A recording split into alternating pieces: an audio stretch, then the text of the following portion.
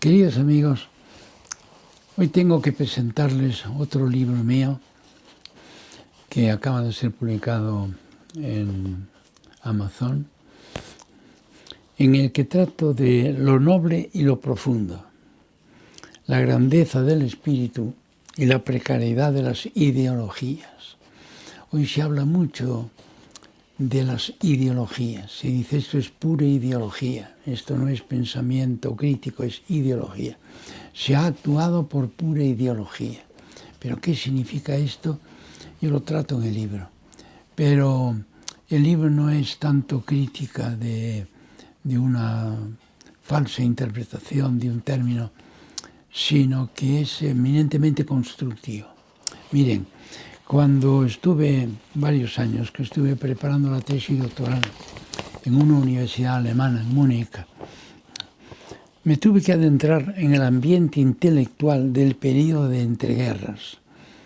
Entre la guerra primera y la segunda, parece mentira, pero fue una época de una creatividad enorme en el aspecto espiritual. Yo estuve varios años metido en ese ámbito, ayudado allí por una universidad que me ofrecía todo tipo de libros, en fin, hasta folletines pequeños, hojas parroquiales de aquella época. Y me pude meter y me quedé realmente impresionado al ver la riqueza de proyectos intelectuales, de ideas nuevas, de afán de mejorarlo todo. A pesar de que el tiempo era muy convulso, porque era entre dos guerras inmensas, ¿verdad? Y era la juventud, por ejemplo, estaba terriblemente desilusionada. Pero ahí surgieron personas como Romano Guardini, que captó inmediatamente que la única solución era ofrecerles una gran riqueza, que les liberara a ellos por la postración en que quedaron, viendo en qué habían acabado sus familias, sus padres, sus abuelos. Yo he conocido chicos que le había muerto el abuelo en la Primera Guerra y luego muerto el padre en la Segunda Guerra. Es terrible. ¿Cómo levantar el ánimo a esos jóvenes? Ahí estuvieron unos cuantos autores, Romano Guardini, por ejemplo, Karl Adam, Sönggen, autores de mucha potencia. Bueno, entonces yo me encantó todo aquello, ver aquella floración de ideas, de proyectos. Luego vino la Segunda Guerra a arrasarlo todo. Y esos presagios, cuando decía Romano Guardini, tenemos ante nosotros una humanidad nueva, un hombre nuevo, que cultivará la técnica, pero no será tecnicista en su espíritu, no dejará el espíritu. Todo aquello pareció barrido y quedó Europa cubierta de una capa de sal, que parecía que aquello no tendría solución, pero la tuvo.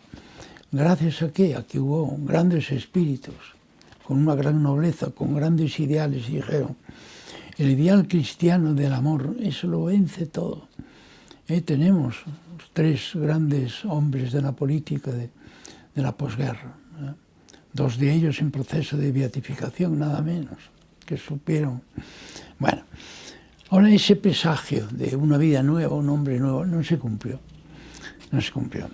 Y yo me pregunté muchas veces, ¿por qué no se habrá cumplido? Bueno, la guerra lo destruye todo, pero sobre todo que ya visto desde el plano puramente intelectual, no se creó un método adecuado para épocas difíciles, épocas realmente desoladas.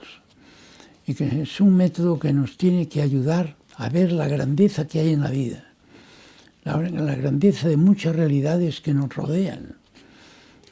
Y, por ejemplo, este método nos hace, por ejemplo, sobrecogernos ante, por ejemplo, actos como los que están ahora sucediendo tanto entre nosotros, de acoger al que ha perdido todo, en la comprensión con estas personas que se quedan sin nada.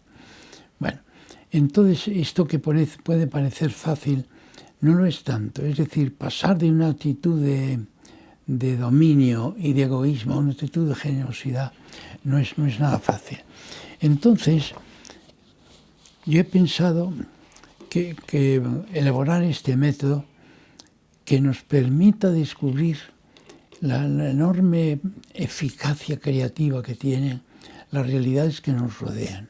Por ejemplo, oír una música de calidad, leer una novela que está bien concebida, leer un texto del Evangelio, por ejemplo, leer el Hijo Pródigo, ver que es una síntesis de lo que es una seducción y cómo superar una seducción, lo que es el Padre que lo perdona todo, el Hijo que parece que abandona al Padre pero luego vuelve.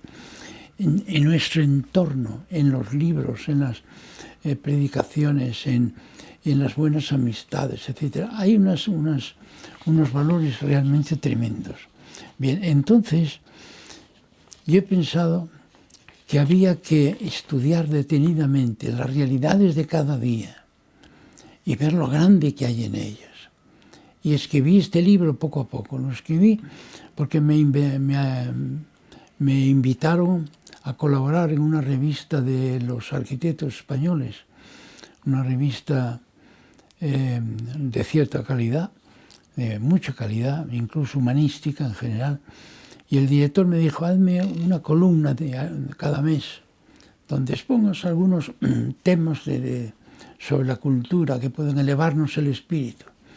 Y yo sé de personas que vivían, jóvenes, que vivían en naciones extranjeras, que entonces estaban sometidas a una ideología realmente bastante negativa, que decían que estaban esperando cada mes la revista porque aquello para ellos les insuflaba ánimo.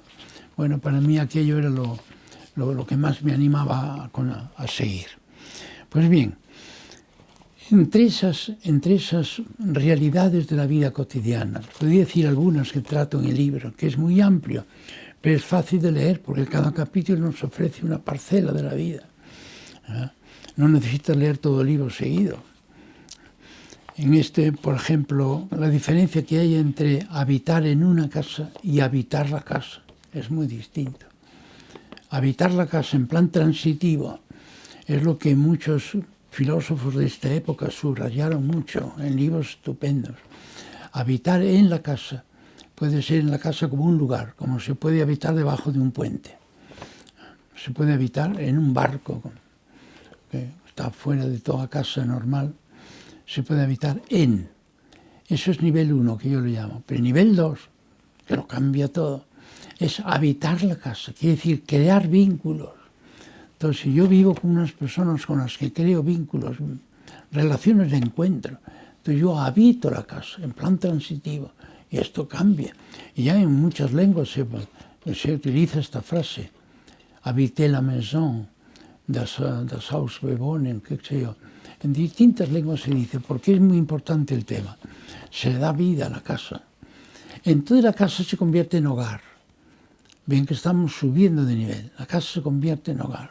Es el focus latino, el lugar donde arde el fuego. Pero no solo el fuego de la chimenea, que también, sino el fuego del amor mutuo. El fuego de la creación de vínculos, de compromisos de unos con otros. Ahora, hay, por otra parte, muchas realidades. Por ejemplo, ¿qué es un patio como lugar de habitación?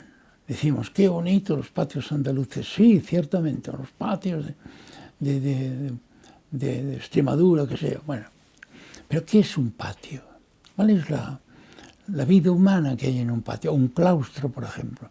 No se entiende un monasterio sin el claustro. ¿Pero qué es el claustro? A veces vamos a visitar un monasterio y el Cicerone, con su buena voluntad, nos explica un par de columnas.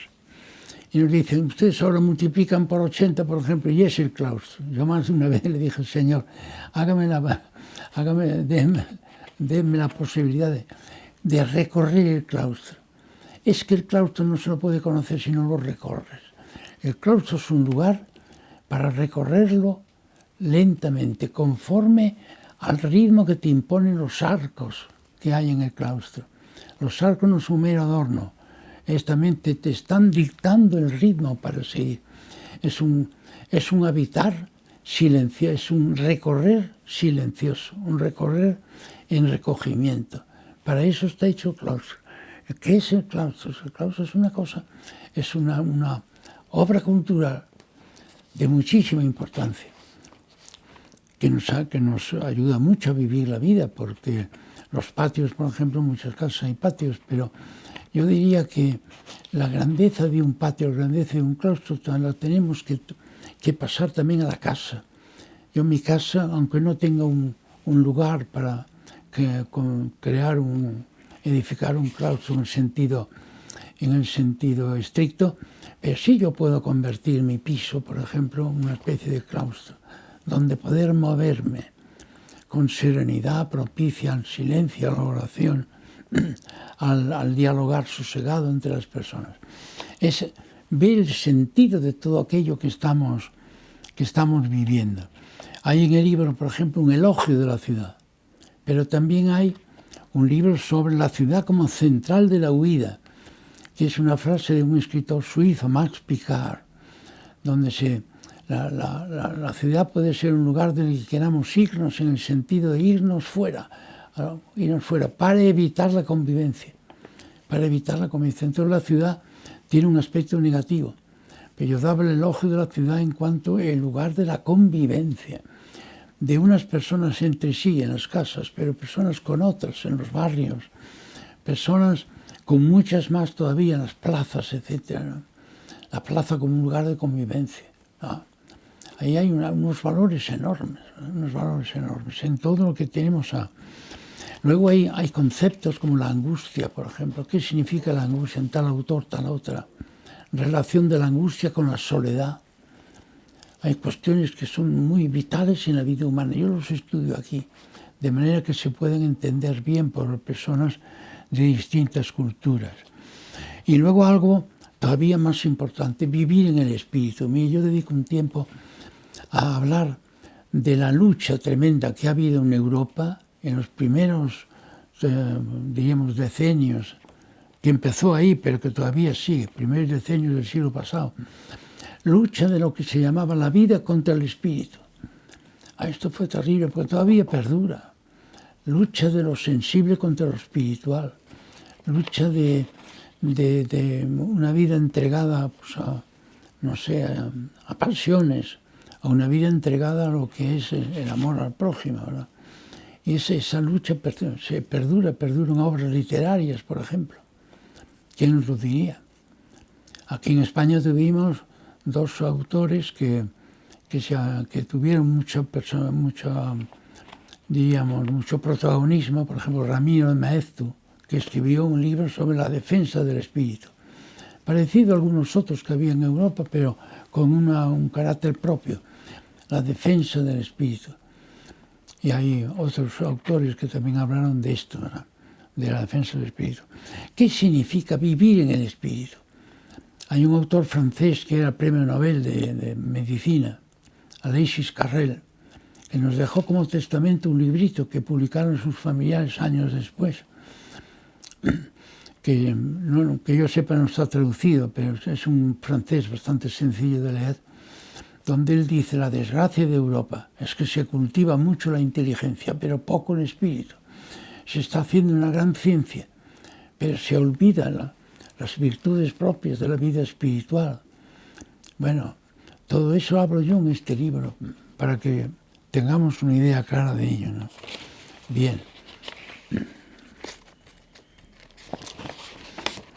Entonces, respecto a las ideologías, ¿qué son las ideologías? Yo lo estudio aquí, son como sistemas de pensamiento, formas de pensar, que en un momento pueden haber tenido cierto sentido porque estaban basadas en una realidad, y a base de la realidad pues tú creabas pues un sistema de pensamiento. Pero luego a veces hay de esos sistemas de pensamiento que pasa el tiempo y no cambian, no se adaptan a la realidad. Y entonces hay, por ejemplo, partidos políticos que toman un modo de pensamiento como propio y dicen: pues yo, como pertenezco a este partido, yo pienso de esta manera.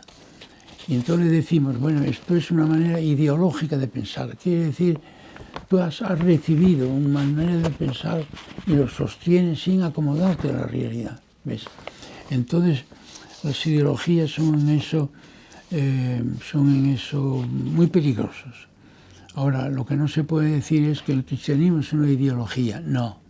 El cristianismo es una manera de pensar que en lo fundamental tiene valor en cualquier siglo, es una fuente de vida, que tiene valor antes y después. Naturalmente las formas pueden ser distintas, las maneras de expresarse. El arte, por ejemplo, sacro, es distinto en un siglo y en otro, pero en el siglo que sea, expresa algo que tiene valor siempre, ¿eh? Y por lo tanto, pues ahí hay que andar con cuidado. Ahora, el sistema ideológico de pensar es muy peligroso, porque puede ser como un arma política para imponerse, e imponerlo por la fuerza. Por tanto, hay muchos sitios donde toda la gente piensa de determinada manera, porque no pensar así sería ser un disidente y era exponerse a todos los peligros, ¿verdad? Entonces, todo eso lo explico aquí. Ahora bien, lo que quiero subrayar aquí sobre todo es esto. Esto es un libro de búsqueda. Es un libro para las personas que quieran progresar en el conocimiento. Muchas veces decimos, me gustaría tener más estudios. Hay personas que dicen, me gustaría poder hacer más carreras. Bueno, para medrar en la vida, medrar en el sentido de tener más sabiduría. Hay personas con pocos estudios intelectuales, diríamos académicos, pero con mucha sabiduría. Y a veces la adquieren leyendo libros que hablan directamente al alma y que le hacen ver la diferencia entre ser egoísta y ser generoso, por ejemplo. Y hacer ver que esto no es algo caduco, es que esto ya te lo decía Aristóteles siglos antes de Cristo.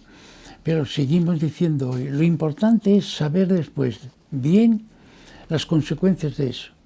Como hemos visto en otro vídeo, cuando hablaba de vértigo y éxtasis. Bueno, yo me puedo inclinar por la generosidad o inclinar por el egoísmo. Muy bien, pero ahora tienes que saber las consecuencias de lo uno y lo otro. Y en este libro yo lo trato bastante eso, diciendo, ¿a dónde llegas con la generosidad? Pues con la generosidad puedes llegar lejísimos, lejísimos, sobre todo, claro, en la vida espiritual. Y una persona que es generosa cultiva el encuentro, y el encuentro es fuente de felicidad. Y claro, cuando nos damos cuenta de esto, decimos, vale la pena optar por el encuentro y por la unidad, crear unidad. Bueno, aquí lo trato mucho en este libro, ¿no? Entonces, cuando queremos resolver las cosas, a veces decimos que mal está el mundo, nos preocupa tantísimo las guerras, el odio, pero eso son consecuencias a veces de la actitud espiritual de las personas. Pero claro, cuando una época glorifica el triunfo humano a costa de lo que sea, ¿verdad? A costa del vecino, entonces todo eso no lo sabrá la persona, pero está preparando a veces guerras terribles. Ahora nos sobrecoge ver como estos días, ¿verdad?, lo que dicen los periódicos, etc. Pero habrá que ver de dónde viene. En este libro yo hago ver eso, de dónde viene, a dónde nos lleva. ¿Vale la pena generar, o sea, triunfar a base de que sea a costa del vecino? ¿Vale la pena eso? Es que yo he triunfado, yo he sacado adelante, sí, pero estás sembrando una manera de pensar que luego se puede traducir en hecatombes, verdaderas hecatombes. Entonces, bueno, aquí se ha hablado mucho de la decadencia de Occidente, por ejemplo, el famoso libro de Spengler. Occidente Europa está hundida. Bueno, vamos a estudiar por qué. Yo en este libro, que ya les digo, es un libro de búsqueda, de insatisfacción ante lo que son las realidades en la superficie y búsqueda de lo que es realmente más profundo. Yo le llamaba superobjetivo, es decir, las realidades que no son objetos, que son más que objetos. Entonces vamos a ver cómo se trata de esas realidades y qué grandeza nos pueden dar cuando las tratamos con un debido espíritu de colaboración. Por ejemplo, una persona, una comunidad, un pueblo, un centro como puede ser, no sé qué, un instituto, no sé. Todo eso tiene un enorme valor cuando realmente la gente que vive dentro crea unidad. Y en una ocasión le dije a un colega en la universidad, oye, a vosotros, era un grupo, a vosotros realmente os gusta la lucha. Y yo casi diría incluso el odio. Y me dijeron, claro, es que esto es lo que le da fuerza a la historia. Digo, dejaros de bromas. ¿Vosotros creéis que realmente el odio es más fecundo que el amor? Me dijeron que sí.